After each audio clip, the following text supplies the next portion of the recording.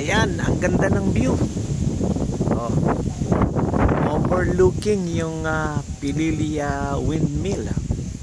Pililya Windmill overlooking dito. Dami niya, oh. Overlooking yung Pililya Windmill. Galing.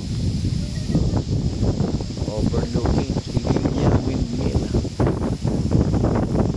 Ang ganda ng view. Maganda pag ganito ang rest house mo.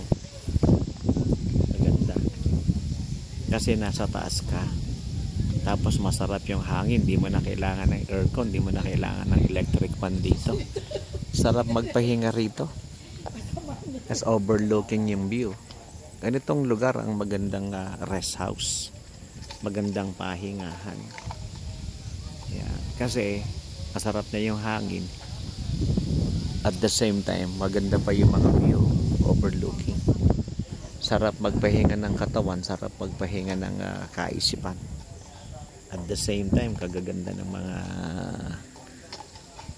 bulaklak doon, no? Ayan. At yung mga puno, maganda ang pagkakaayos. Ayan. At the same time, meron pang jacuzzi. Wala nga lang tubig ito. Maganda tong lugar na to. Kaya lang, kailangan mo rito ng 4x4 para makaakyat ka rito. Kailangan mo ng 4x4. Yan. Ganda. Magandang rest house. Maganda siyang rest house.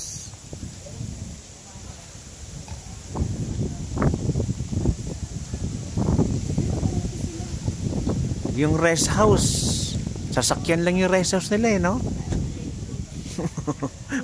Bakit na naman kamay mo? Okay, saglit lang.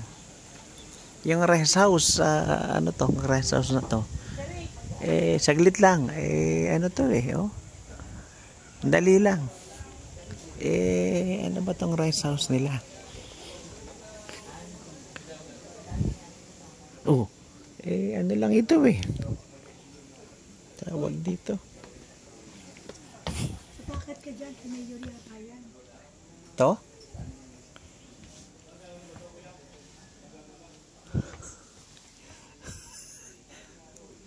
Wow, social tingnan mo.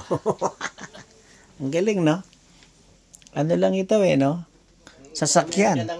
Sasakyan, pero at the same time, pwede mo lang gawing bahay, no?